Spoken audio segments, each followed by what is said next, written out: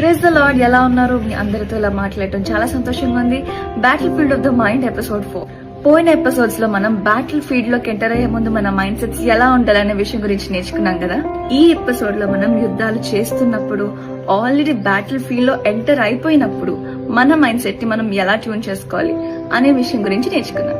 మానసిక పోరాటాలు పోరాడేటప్పుడు చాలా మంది వైఖరి ఎలా ఉంటుందంటే, ఎప్పుడెప్పుడు యుద్ధం ముగిసిపోతుందా, ఎప్పుడెప్పుడు సమస్య తీరిపోతుందా, ఎప్పుడెప్పుడు ఊపిరి పీల్చుకుందామా అన్నట్టు ఉంటారు. కానీ మనం మిస్ అయ్యే చిన్న లాజిక్ ఏంటో చెప్పనా?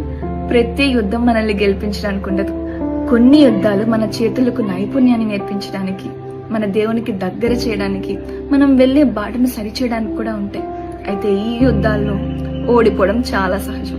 2 వారాల కిందట జరిగిన ఒక చిన్న ఇన్సిడెంట్ ని నేను మీతో పంచుకుంటాను. ఇంటికి వర్క్ ప్లేస్ కి మధ్యలో 24 కిలోమీటర్స్ డిస్టెన్స్ ఉంటుంది. సో ఎవ్రీడే లాగే ఆ రోజు కూడా నేను నా వర్క్ కంప్లీట్ చేసుకున్నాను. చాలా టయర్డ్ అనిపించింది ఆ రోజు నాకు. సో ఇంటికి నేను ట్రావెల్ చేయలేనేమో అనిపించింది. ఇట్లా నా దగ్గర ఒక మ్యాజికల్ పవర్ ఏదన్నా ఉంటే బాగున్నాం, ఇట్లా చిటికేస్తే వెళ్ళి ఇంట్లో ప్రత్యక్షం అయితే బాగున్నాం అని అనిపించింది. ఇంకా చేసేదేం లేక ఆటోలో కూర్చున్నా, పాటలు వింటున్నా, ఎప్పుడెప్పుడు వెళ్ళి వచ్చేస్తుందా అని ఎదురు చూస్తా ఉన్నా. అందులో నాకు ఫోన్ వచ్చింది ఆఫీస్ నుంచి.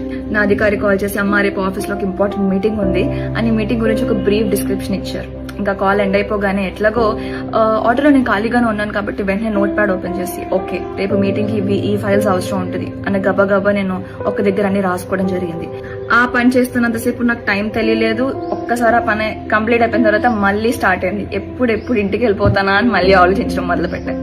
అంతలో ఏం జరిగిందంటే, మా ఆటో వెళ్తుంటే మా పక్క నుంచి ఒక అంబులెన్స్ వెళ్ళింది అనమాట. అంబులెన్స్ లో ఉన్న వ్యక్తి ఎవరో మనకి తెలియదు, వాళ్ళ మెడికల్ కండిషన్ ఎంత వర్స్ట్ గా ఉందో మనకి తెలియదు. కానీ నాకు కలిగిన ప్రేరేపణ వల్ల నేను ఇంకాస్త ఎక్కువసేపు ప్రార్థించడం మొదలు పెట్టాను. ఆ ప్రార్థన అయ్యేసరికి మా ఇల్లు వచ్చేసింది, నేను దిగిపోయాను. కొన్నిసార్లు మనం పోరాడే పోరాటాలు కొన్ని సంవత్సరాల తరబడి జరుగుతానే ఉంటాయి. ఈ ప్రాసెస్ లో అలసిపోవడం సహజం, ఆగిపోవాలనుకోవడం మరీ సహజం. అలాంటి భారభరితమైన పోరాటాలు పోరాడే వాళ్ళు మీరు కూడా ఒకరా? అయితే దేవుడు ఈరోజు మీతోనే మాట్లాడుతున్నాడు. చాలా అలసిపోయిన నాకు ఆ 24 కిలోమీటర్ల జర్నీ మధ్యలోనే నాకు ఎంతో నేర్పించి నన్ను ఇంకొకరికి ఆశీర్వాదంగా మార్చగలిగినప్పుడు, మీలో కొంతమంది కొన్ని సంవత్సరాల తరబడి సతమతమైపోయి కొన్ని పోరాటాలు పోరాడుతున్నారు. ఈ జర్నీలో మీరు కూడా గొప్ప పాఠాలు నేర్చుకునే ఉంటారు కదా. కొంతమందికైనా ఆశీర్వాదకరంగా మారే ఉంటారు కదా. మరి దేవునిచ్చి ఆశీర్వదింపబడినప్పుడు వచ్చేంత ఆనందం నాశనానికి నడిపే మన ఆలోచనలు ఆపి మనకి పాఠాలు నేర్పించి సరైన మార్గంలో మనల్ని పెట్టినప్పుడు మనకి ఎందుకు కలగదు? యుద్ధాలు గెలవడానికి చేయొద్దు, నేర్చుకోవడానికి చేయండి. అప్పుడు యుద్ధాల్లో అనిపించవు, పాఠాల్లో అనిపిస్తాయి. ఎప్పుడైతే మన పాఠాన్ని మనం పూర్తిగా నేర్చుకుంటామో దేవుడే మన యుద్ధాన్ని గెలిపిస్తాడు. May God bless you.